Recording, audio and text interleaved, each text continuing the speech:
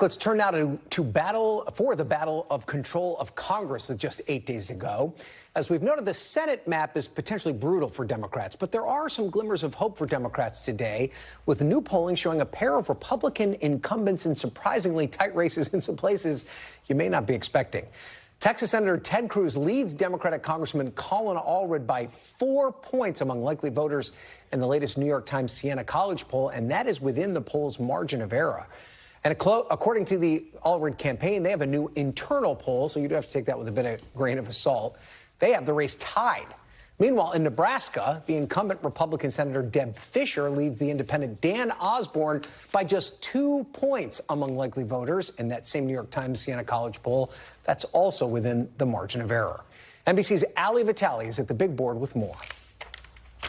Ryan, you and I spend a lot of time talking about the balance of power in Congress over on the House side, but definitely on the Senate side. And I know that our sources on the Republican side are telling us the same thing. And it's because this map was always going to be very difficult for Democrats. But let's even just assume that a few of these races that we see here on the bottom stay in the Republican and Democratic columns from which they began the cycle. That would mean that Nebraska, which was one of those surprising races that shouldn't be on our radar, but is right now as Deb Fischer plays defense for her seat. Let's assume that goes back to the Republican column. Let's assume that Maryland remains Democratic. Let's also assume the same for Michigan, even though that's an open seat to replace Senator Stabenow. Let's also assume the same for Nevada, Jackie Rosen, and we can do the same for Wisconsin as well. That leaves us with these key states. Of course, Montana and Ohio are places that you and I talk about a lot. You were out in Montana with the incumbent, Senator Jon Tester. He's going against a top Republican recruit in Tim Sheehy. I know you know this from the dynamics on the ground, but this is a red state. It means that Tester will have to work harder than ever to outperform what's happening at the top of the ticket, where Donald Trump certainly will be fueling turnout there. That's one of the ones that I'll keep in this column for now, because the other one, and we often talk about in the same breath as Montana, is Ohio, where Senator Sherrod Brown is also once again trying to test the theory that personality and being a known quantity in the state could mean more than partisan politics, specifically in the Trump era. We'll leave those two here right now. Let's even just assume that Pennsylvania, where Bob Casey is playing defense here against Dave McCormick, let's assume that that actually stays in the blue column too. Then that leaves us with Montana, Ohio, Florida, where you and I know very well. Rick Scott is in a battle against former Congresswoman Debbie Mucarsco-Powell. For her, she thought that the abortion initiative on the ballot there could be enough to pull her over, but polls at this point show that this is really Scott's seat to lose. And then you had some new reporting out of Texas that I thought was fascinating. The Allred campaign saying that they see this as a closer than ever race. Let's assume they're right for a second here. Let's put Texas in this column. Let's assume that Gallego wins in Arizona. And then you could do it this way. And you see Montana and Ohio being the two states that give Republicans control. Or what if they're able to pull it out and Montana and Ohio actually stay in the Democratic column? This is Chuck Schumer's best case scenario. And if you split these, let's say Ohio stays blue and then Montana, you bring it back over here. This is kind of, for congressional reporters, both the best and worst case scenario. Tons of excitement in this scenario. And it also means a very busy vice president, whoever ultimately is elected, Ryan.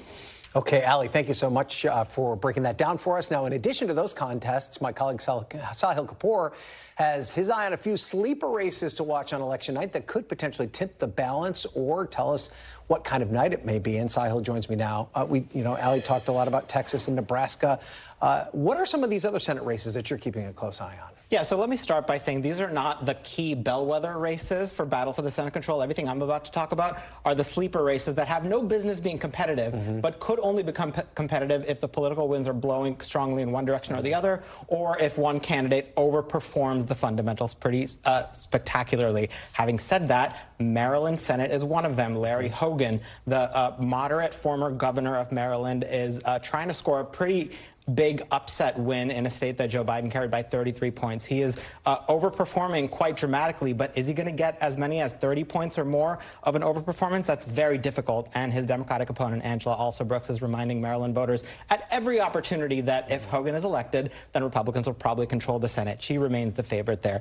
The other one is Florida Senate seat. Rick Scott, first term senator, trying to win a second term, another 6 years, in a state that is trending red. This is a very steep hill for Democrats to climb, not only because Florida is trending red, but Rick Scott has a lot of money. It's a very expensive media market, and the Democratic Party has been, frankly, in shambles in Florida. But it only went for Trump by 3.5 points last time, so I wouldn't take it off the board entirely. And also, Rick Scott has a history of winning, but by very, very thin margins, right? As Democrats will remind you at every opportunity, yes, whether it's a blue wave, whether it's a red wave, whether he's facing an incumbent or an open seat, Rick Scott has a way of winning by the tiniest, tiniest of margins. And his folks will remind you, but he's won every single time. Exactly. He's never lost. You also highlight a couple of House Republicans that could be intriguing. One of them, probably many people weren't thinking about until recently, is the 3rd Congressional District in Wisconsin. That's where Derek Van Orden is seeking re-election. Why do you think that's worth watching? Well, a couple of reasons. This is Wisconsin's 3rd district. Derek Van Orden won in this moderately Republican-leaning district by a few points in 2022, and since then, he has drawn national headlines for not the best reasons in terms of his own personal brand. In one case, he was caught hurling obscenities at Senate pages in the Capitol. In another instance, he was shouting at Biden during the State of the Union, admitted that was him. Not exactly a Midwest nice personality that he's built there.